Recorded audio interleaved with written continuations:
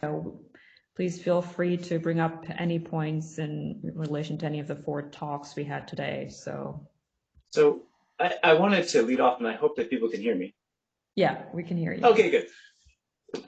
So, Arkady just keeps bringing up a really good point, which is that we have this sort of hierarchy of quantumness. And I just think, if nothing else, if we learn about these quantum gravity discussions, that first, there's the sort of fundamental question is there a quantum communication channel through gravity? I say that's the fundamental one, or the easiest one, because it's the one we think we can test in the near future. And everyone expects the answer is yes. So great. So that's an experimentalist task now. Like, theory-wise, we're done. Just how do you do the experiment? Do the experiment. Then there's this sort of next order question, which is, does the graviton as a quantum object exist?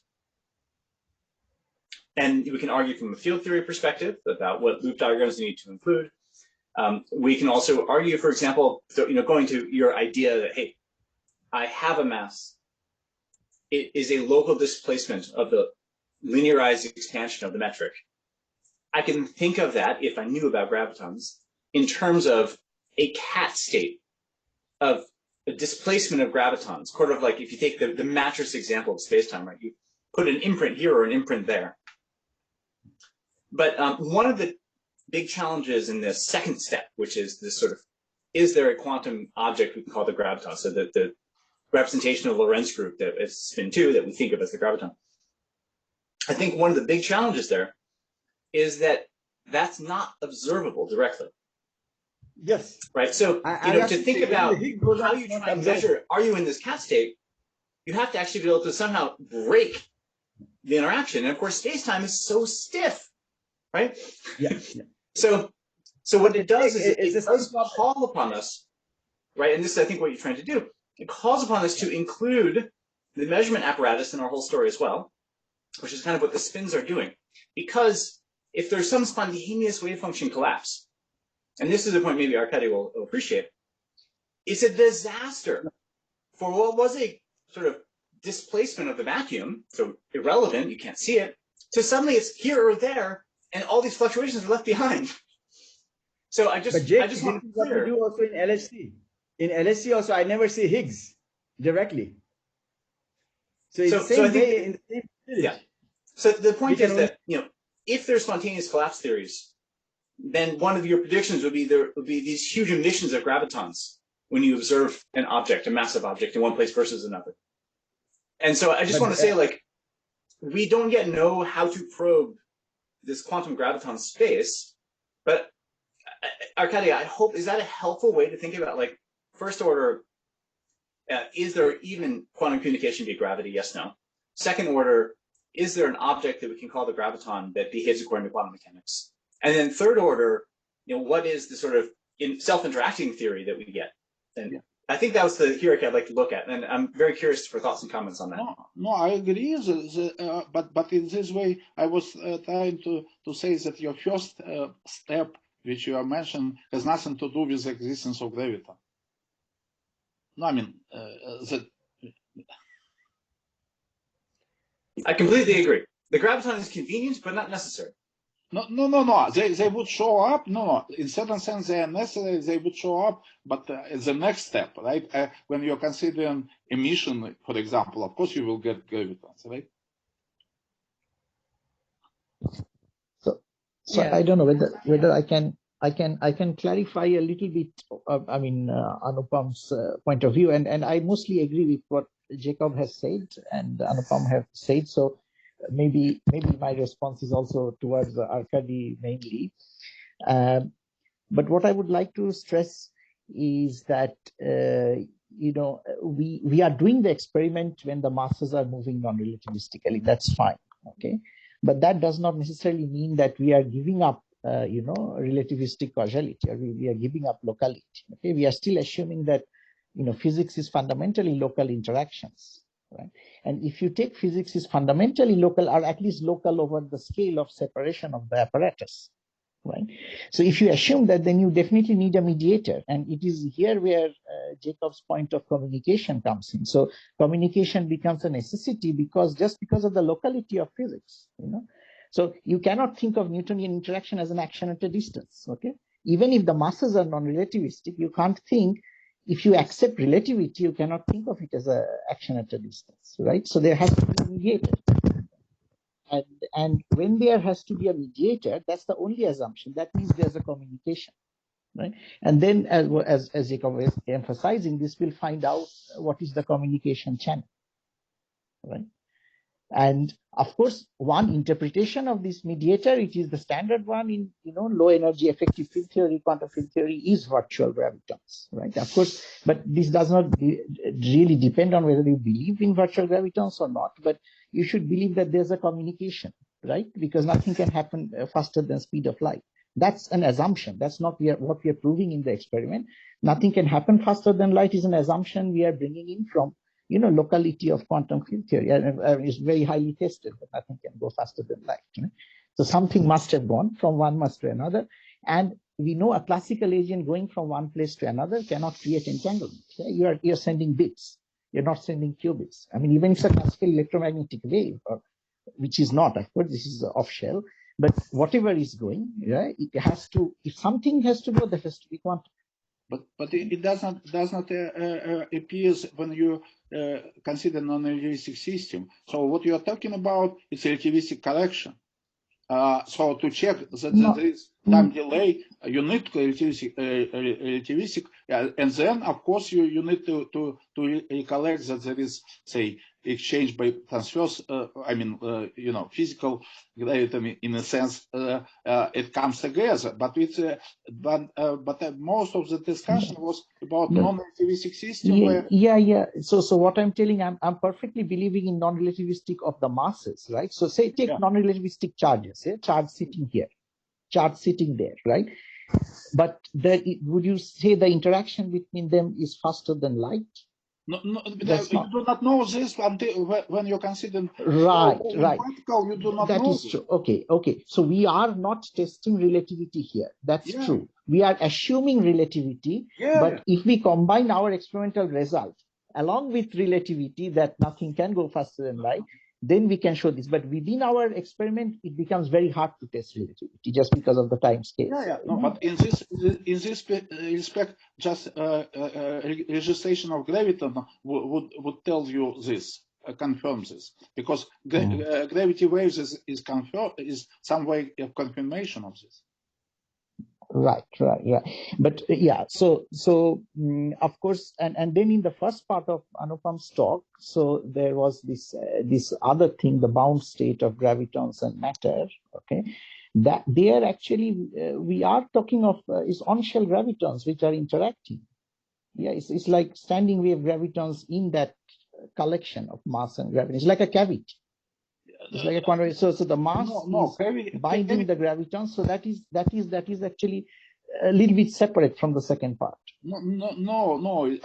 What means bound system? Not the Newtonian field we are talking about. It's a bound system, not with graviton. It's a bound system of massive particle. Mass and they are not sourcing those things. We are not talking about those are the external ambient vacuum of the gravitational field with which they are interacting. So these are still that interaction. It was already discussed, like for example, time delay. It's example for this, right? But it's still not about graviton as a particle. It's about changing, say, energy of the system. That's true. Okay, Igor and then Jake and then Animesh. Thanks. Also, thanks for the last two talks. Were really very, very nice. Just a quick comment here on this discussion now. I think it's a very clarifying point of view what Sugato said, also what Jake said. I really think that's exactly the point, that if one assumes, or what Sugato says, one assumes as a just precondition that there is some mediating degrees of freedom, then such an experiment can show that they have to be quantum. But that's a pre-assumption. You don't show it kind of as a separate graviton. Maybe another way to put it, does every experiment that wants to probe quantum gravity have to see a graviton? And I think that's maybe a mindset which sometimes comes from field theory.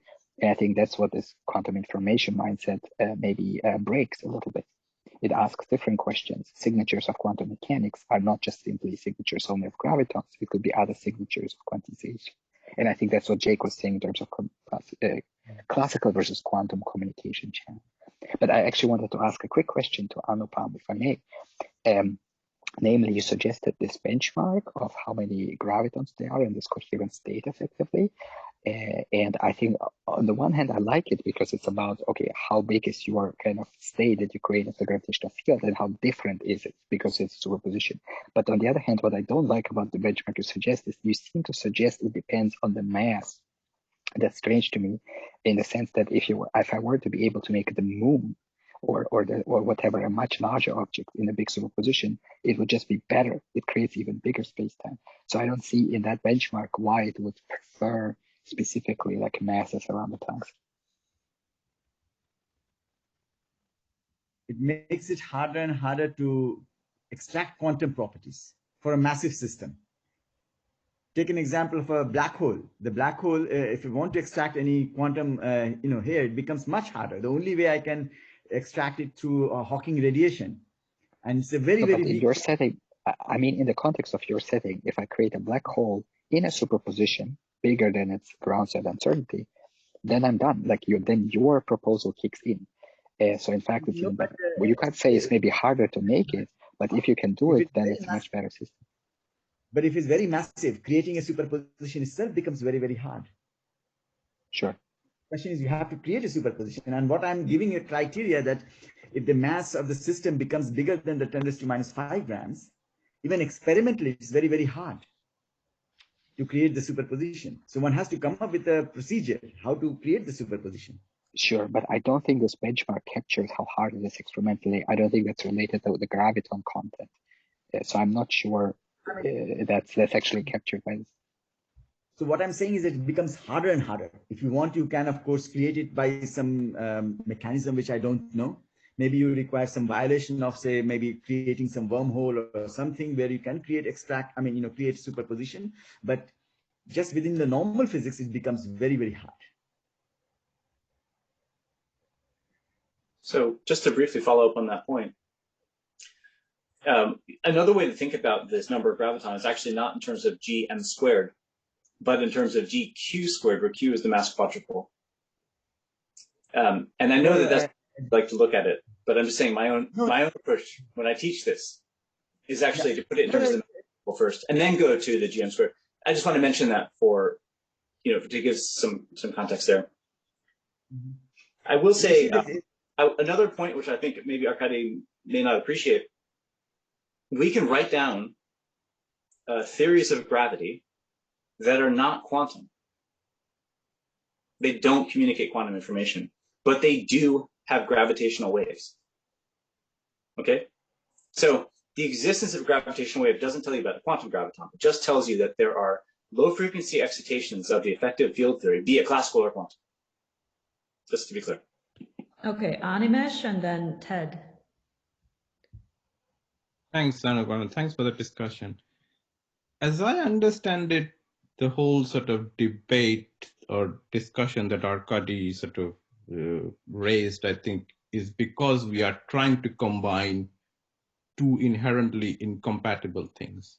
In the low energy limit, the gravitational interaction is Newtonian. It is therefore instantaneous. On top of that, we bring in the fact that mediators do not move faster than light. That is now a special relativistic imposition, which Newtonian gravity does not allow, right? Because Newtonian gravity action at a distance, everything happens instantaneously. So I think it's the combination of these two, I don't know, if I wanted to be dramatic, I would say mutually incompatible impositions that I think is leading to all the confusion that we are seeing. I just wanted to let it hang out. If I may say, Animesh, thanks for, so I think you see that we are all that we are assuming is the quantum mechanics and special relativity. And so if I buy these two arguments, what you are assuming is Newtonian gravity and special relativity, which are mutually incompatible. No. I'm not buying. I'm deriving the Newtonian potential. Yeah, but by the my, time you have gone to the Newtonian limit, your action is instantaneous. No, it's not. Action is instantaneous. Newtonian action is instantaneous, right? No, it is not. Because if you look, maybe I can say something. So if you take the low energy of masses limit of general relativity, right, that will not be an instantaneous Newtonian interaction. One can start with that. It will still have the form of Newtonian interaction, but will be like a theta function. You know, after the light cone, it will start. Yeah. So of course, quantum mechanics has nothing to. I mean, quantum, non-quantum has nothing to do with relativity, non-relativity. But we do use the relativistic causality. So in some sense, rather than starting from Newtonian, we can say we are starting from when the masses have low energy of movement version of general relativity. Okay, so I think it's Ted's turn now. And then John. Thank you.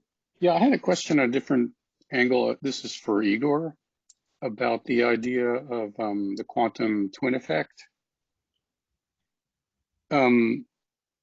Would you be able to implement this in a very different experimental setup using, say, optical fibers carrying, say, circular polarized light and coherently splitting a photon into an upper and a lower branch of fiber and recombining so that there'd be the spatial degree of freedom, but also the rotation of the polarization direction acting as the internal clock.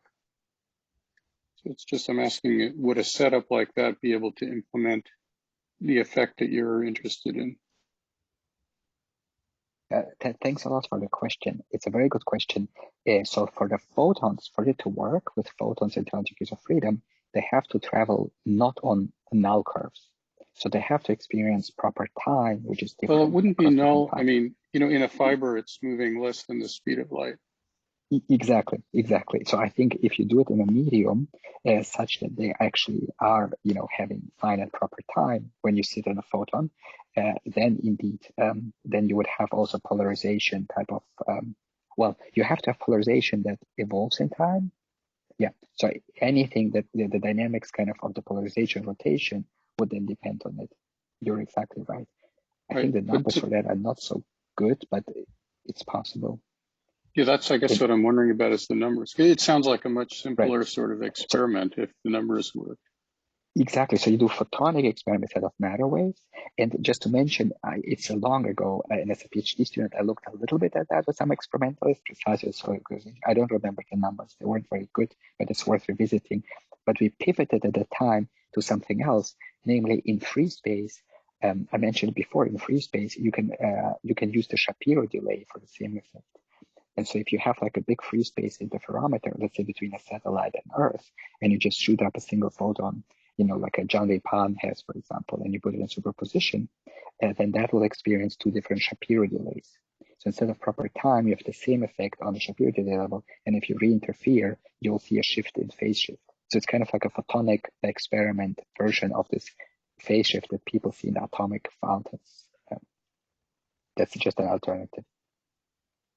And there, just to give you the numbers, there, I think area of something like square kilometers or a little bigger of such an interferometer you need, more or less.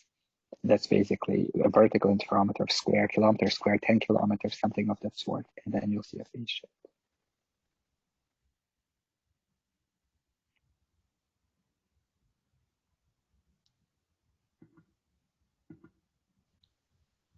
Okay, so I think, John, you can ask your question. Yes, it's going back to the witness test of let me put it this way. I think gravitons is a very confusing way of phrasing things. And I think I can understand why Arkady doesn't like that way of phrasing. I would say it's just a question about whether the macroscopic gravitational field can be in a quantum superposition itself. All right. So, but let me ask some more experimentally related questions, which is you have to make sure that there is no sources of decoherence, and there's no which way information also, in this thing. So I want to know, for instance, things like, if I imagine I do laser splitting, imagine I do, I split, some center of mass of a bunch of atoms by doing the usual large momentum transfer laser splitting. I want to know what the effective accelerations are and how quickly that instant of splitting the wave packet is happening, right? Because I want to know, after all, we all know if we have two masses on these two different trajectories, we are going to have an outgoing set of gravitational waves from that thing. And now you need to know the wavelength of those gravitational waves and how well they can possibly localize the two different masses in two different positions, right? Otherwise, we start losing coherence information. So no one has discussed this as far as I can see. So could somebody answer this thing about, how could a control, and what about all the other sources of coherence to actually hope to realize this in the experiment? John, I think we discussed this in one of our papers. So again, from the QFT perspective, what will happen is that if I just construct a vertex, vertex, I have got two masses and my superposition is like a massive system, then this vertex will not emit any graviton per se. So all that we need, so we need to create some kind of like two-level system, like going from like even hydrogen atom, if I go from... No, but I'm very confused. If I spatially split a mass, I spatially split its wave function. There's some event. You have to put it through some gradient. It's a magnetic field gradient or electric field gradient. You have to apply a laser pulse. So that event will cause a relative acceleration effectively between the two branches. In other words, initially your particle is just going on, a constant velocity trajectory, and now it's not. It's for a short while. It's not. So it does emit gravitons during that time. It emits, but in a subtle way. It emits because there is a kind of like a quadrupole interaction. So it's exactly should match with your classical expectation.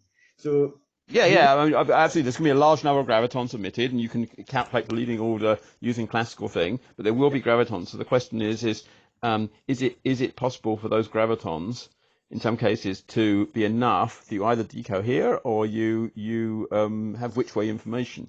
No, it's it doesn't really decohere. It's very, very weak interaction, suppressed by the gravitational energy. So the electromagnetic interactions can decohere. Yes, electromagnetic interaction can. That's what it is, like emission and absorption of a photon or anything like this will decohere the system.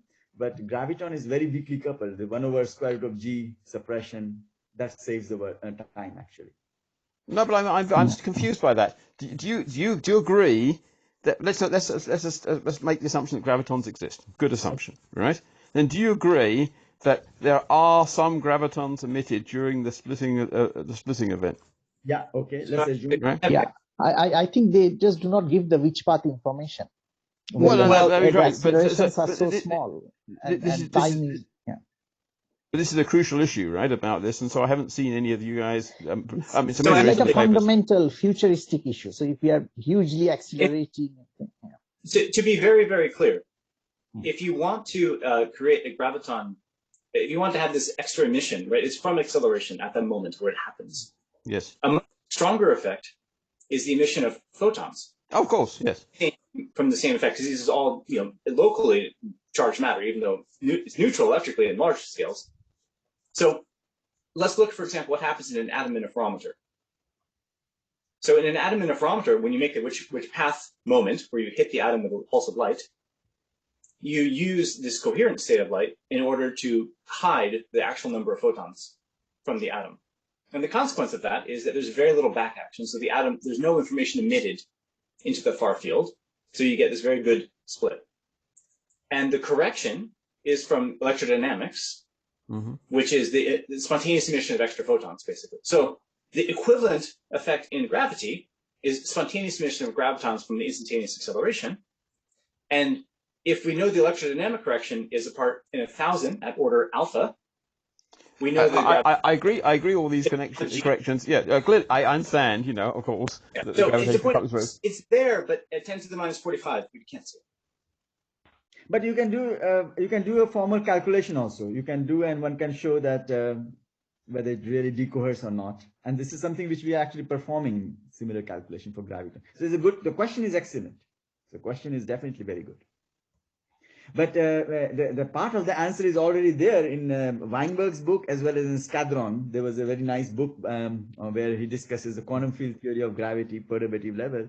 And the idea is very similar, that you go from, say, hydrogen atom, if you go from excited state to ground state, how much graviton would you emit? So it's a very similar kind of computation.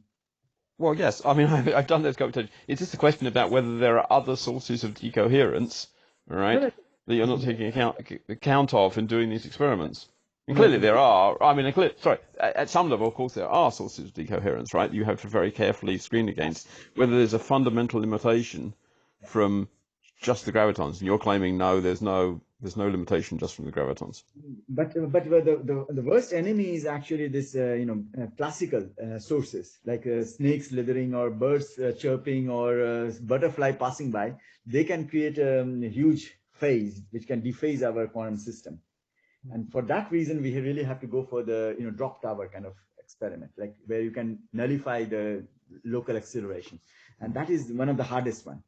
And this is also a problem for LIGO experiment as well. That's why they have gone underground to get rid of the seismic noises and things like that, and they require very sophisticated way of canceling the noise and all. Okay.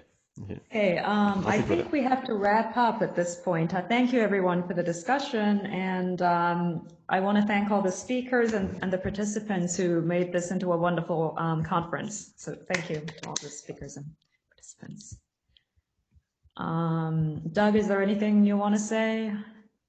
No, I think you said it all. Thanks to everybody for coming and discussing and presenting. All right, so. Yeah. Thank you very much for a wonderful workshop. Yeah, thanks a lot for organizing this very topical workshop. So it was very good, and thanks to Arkady for asking all these very interesting questions. It's probably a signal of my stupidity rather than in this occasion, but I still trying to make a point. I'm sorry to continue this, that first of all, instantaneous interaction is not specific of non-relativity. It exists for in relativistic theory as well. So, but it's mixed up with this real exchange by real particles. And then what John was discussing, yeah, and also Igor was mentioning that, of course, there is a difference between, say, individual gravitons and graviton waves, but it's similar to like emission of light. If you have atomic emission, you are saying that you are emitting photons. Okay, laser light, it is coherent combination of this, and it is a classical wave. Right, so then we can see this coherence in laser light, but not coherence in emission of some when you have some independent atoms emitting, right? So for gravity, you of course you would have similar situation, right? So gravitational wave is I mean like a laser light if it's large amplitude. But and in this sense, it's not checking of individual gravitons. I agree with this, but I think that it would be very difficult to avoid this. I mean, if you are trying to construct a theoretical picture which combine both. So when it was said that there is a gravitational wave without gravitons, it's only in the sense that you have this kind of large amplitude wave, right? But it does not tell by itself whether graviton exists or not. Okay, sorry. I'm sorry that I continue this, but I try to, okay. Well, let me add, if I were king, I would assign a half dozen of you or 8 of you, all the people who have been talking in the last half hour, to get together and write a joint paper on what you agree on, but more importantly, what the open questions are and what the issues are. Probably you should be the author. I think it's a wonderful idea, Doug. If someone wants to do it, it would be very good because it will give us some state of, art and from where we take it from here. Doc, are you suggesting proceedings of this workshop? Well, everything is recorded, of course, but this would be a step further beyond a proceeding. This would be some kind of outcome review paper. maybe not as majestic as a full review paper, but a statement of issues. Well, there's also the full transcripts. You can just print them out as a PDF. Yeah, but it's all in Google gibberish, you know. Yeah,